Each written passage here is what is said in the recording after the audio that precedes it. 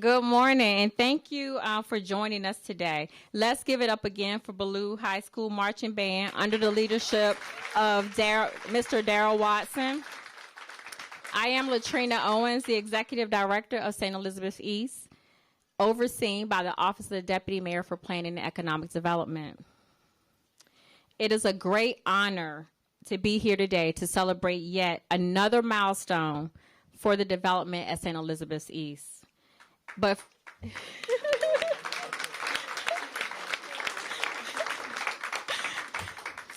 for me, this project is sort of like full circle. I started my work here in Congress Heights, developing adult education and training programs and helping Ward 8 residents get employed out on the St. Elizabeth West campus.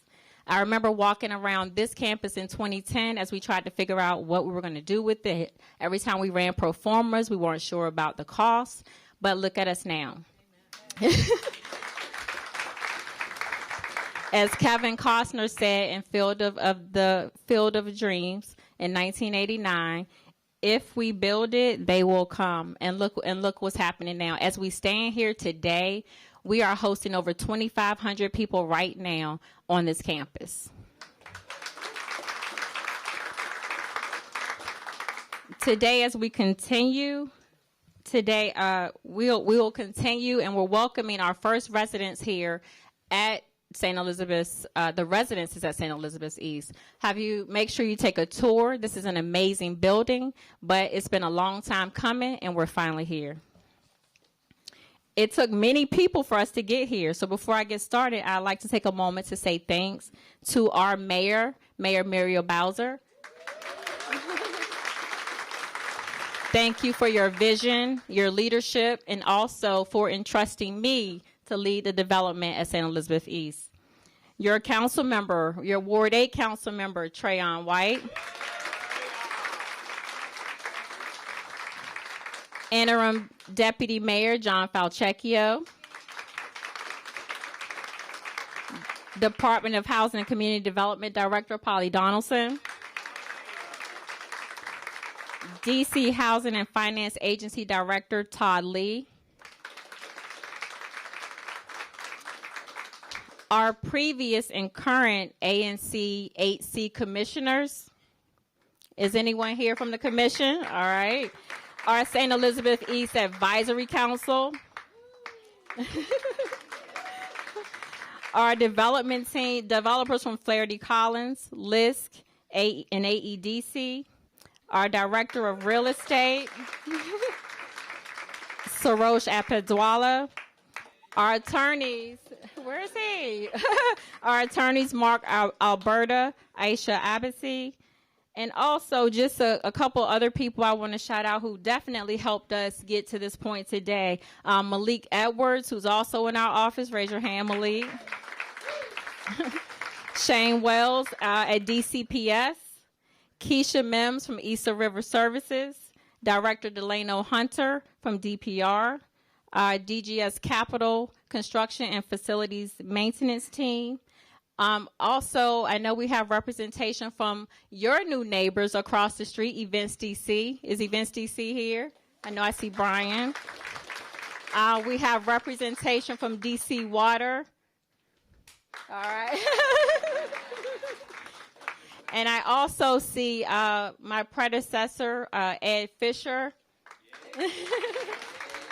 And I also see our Catherine Buell, who was also an executive director here. I now hope if I have not thanked anyone, because I know every time I post a picture on LinkedIn, I get comments like, hey, I worked on that in 19. Thank you too. But most importantly, I would like to thank our community members and our new residents. I now have the honor of introducing you to someone who you will see a lot around the property, Ms. Tom Gay. She is a resident and property manager and a lifelong Ward 8 resident. Please help me welcome Ms. Gay.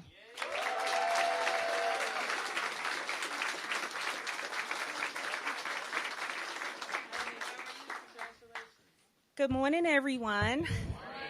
As Latrina Owens already announced that I am Miss Tom Gay, the property manager here at the new residence at St. Elizabeth East with Flaherty and Collins. It is an honor today to be presenting my residents in the Ward 8 community.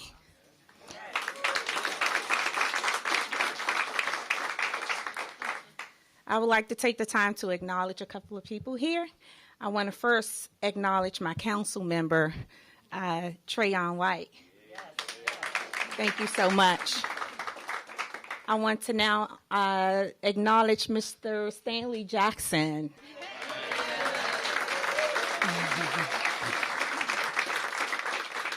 Dwayne Miller with such a beautiful smile. My regional, Demetria Page, who's always just there at my beg and need.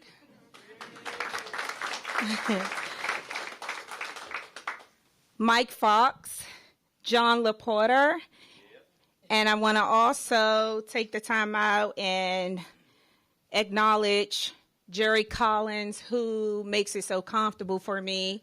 Mr. Collins, thank you so much. I don't know where you are. And also Mr. Flaherty, David Flaherty. So, as Ms. Owens stated, that I am a long-term resident of the east of the river. I was born and raised here in Ward 8. I had some of Ward 7 where I first started out. I am a basketball player, true basketball player, where I played at Anacostia Senior High School. And also I ended up at Frank W. Ballou hitting it out. So I am a true Ward 8, east of the river person. I was one of those Washingtonian little girls who was hard-headed. Thanks, Miss Gay, for being there to support me. But I am proud to be here this morning to give an honor right here in Ward 8 with my residents and my mayor of Washington, D.C., the Ward 8. Thank you. We love you. So I am proud to introduce, to come to the mic now, my mayor, our mayor, Mayor Bowser.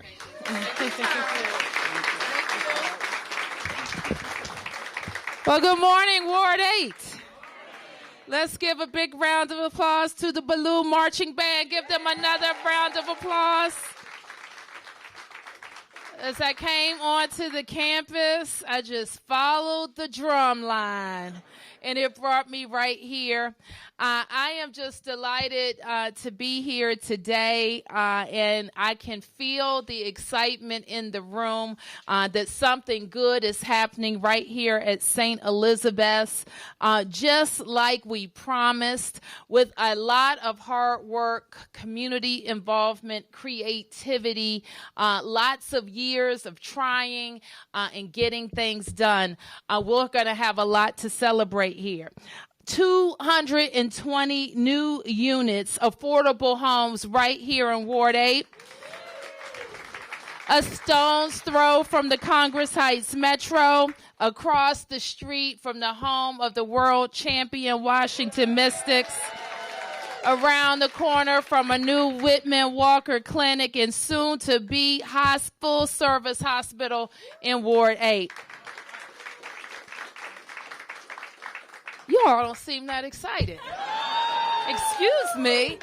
And what we know, council member, is that when we have that type of development, that pipeline, that we will have a lot of people working. And one comment that people make to me all the time when they visit the entertainment and sports arena is how many Ward 8 residents they encounter working. From the time they get on the campus, their whole experience throughout the arena, they are meeting their fellow residents. And when they meet their fellow residents, they tell me how proud they are of the campus and what's happening here. And when I hear those stories, I know that this development is just like every development that the city has supported in all 8 wards. And the time has come for this to be delivered for Ward 8. I've said frequently that when I had the great opportunity to become mayor in 2015, we turned our attention directly to this campus. We even made some changes. We made sure we had more affordable housing.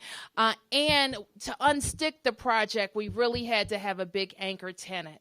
And so I said, we're going to be the big anchor tenant, and we're going to invest into entertainment and sports arena, and we're going to go down to the council to fight to make sure that we have the funds not only to do the arena, to do the infrastructure, to build housing, and do everything else we need for the residents of Ward 8. That's why we love you back. But this is a fantastic opportunity. It's a beautiful piece of land. And when you hear me talking about this campus, it's only with superlatives. Because I think you would be crazy if you were investing, building housing, building amenities, not to want to be right here. Steps from the metro, minutes from downtown, so close to the airport, and thousands of residents that surround this campus that just want a fair shot and what everyone wants in Washington, D.C. So that's why I'm really proud to be the mayor, to deliver this project for the most deserving people that I can think of who have waited their turn. Are you with me? So now we get to talk about something I always like to talk about, and that's housing. And we know in a city that's growing as fast as ours, there is simply not enough that we can do to put more housing in our pipeline, more affordable units, and do more to make sure that Washingtonians can afford to live a great life in Washington, D.C. And this is a fantastic example of such a project. And it's also why I am very, very pleased to have Trayon White fighting for affordable housing right there alongside us. So when we're talking about over $100 million in the Housing Production Trust Fund, and maybe more next year. I'm just telling you, Councilman, maybe more. So when we're talking about having a workforce fund for teachers, firefighters, and other government employees, we need the council to support us on that. We need a workforce fund, Councilmember. Don't you agree? And when we're talking about using underutilized space, you know, he knows. He knows how I get about housing. And when we're talking about underutilized space, no matter where it is in the city, we have to maximize that space, because I made a commitment and I intend to keep it. 36,000 new units by 2025. Are you with me? So if we can do that, we can keep our promises to the people of Washington, D.C., to make D.C. more affordable for more Washingtonians. Not only are we going to lead in the city, we're going to lead in the region, and we're going to lead across the nation, telling people what committed taxpayers can do for their neighbors. And that's my promise to you. So I want to acknowledge and thank all of the development teams who were involved, the construction teams, all of the wonderful people that Latrina has already acknowledged. And she wanted to mention one other person who's very important. I cannot believe I forgot to thank our project manager, who has been consistent. Even though we've changed executive directors, he's remained a consistent project manager on this team. So thank you, James Parks. Thank you, James. A lot of people have been involved. But as I was driving up, it was really cold when we were here the last time, right, Councilmember? It was so cold. So that means to me that we were just here last winter. And the winter is not here yet, and we're opening up 220 units. I like the pace of that. So congratulations, everybody. And join me in welcoming Councilmember Trayon White.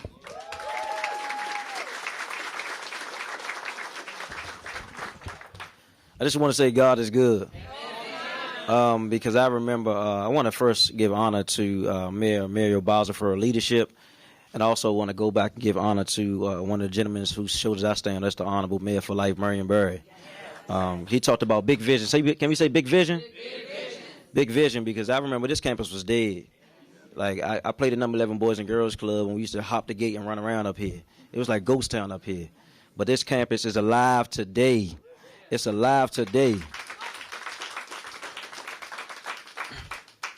And I remember when I first came up here, trying to figure out what we were doing here before the arena was done, and it was another press conference in the back, and I said, "What the hell is going on up here?"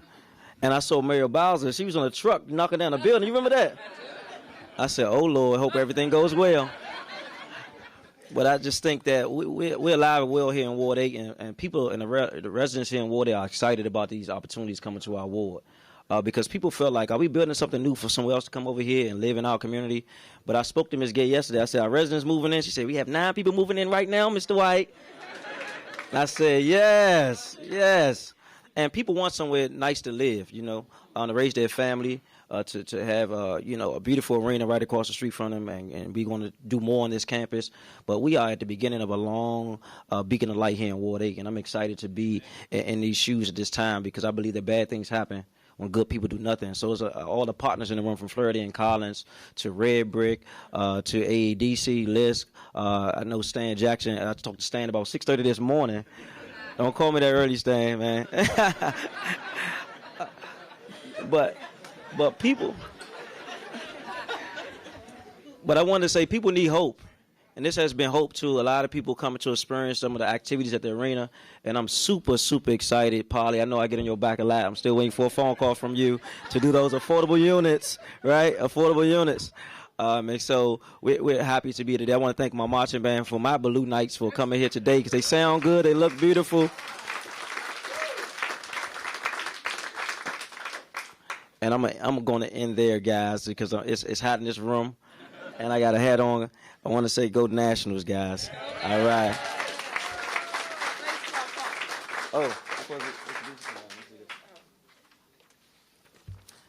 And then I want to bring up Mr. Polly Connolly, who is Executive Vice President of R4 Capital. Come on up.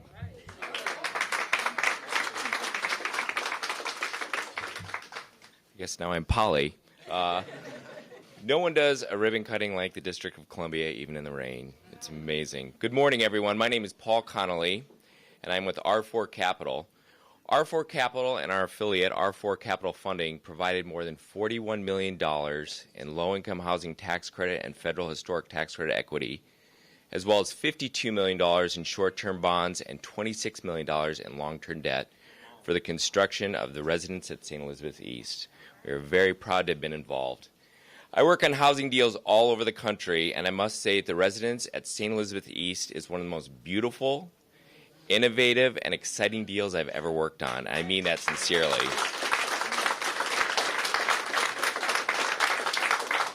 And although I'd like to take the credit for this, I know the accolades belong to the developers, Flaherty and Collins and Anacostia Economic Development Corporation, as well as to the unparalleled support from the Mayor, Muriel Bowser, and Councilmember Trayon White, as well as Polly Donaldson from DHCD and Todd Lee from DCHFA. It really could not have been done without them.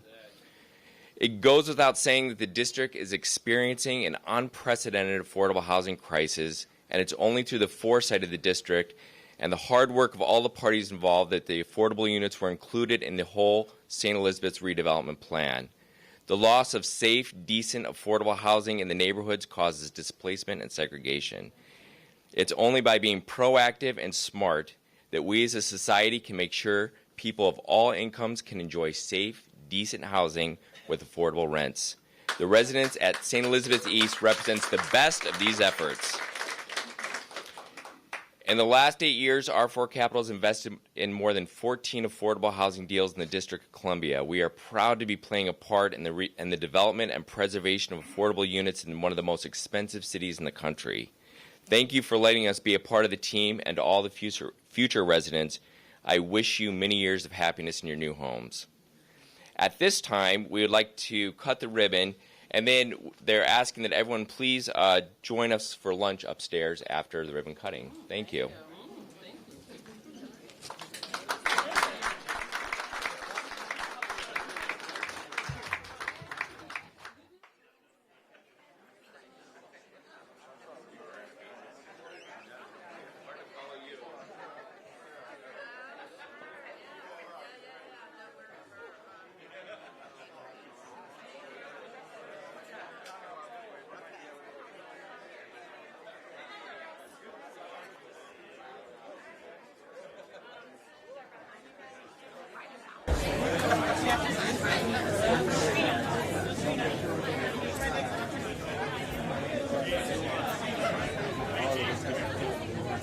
You good?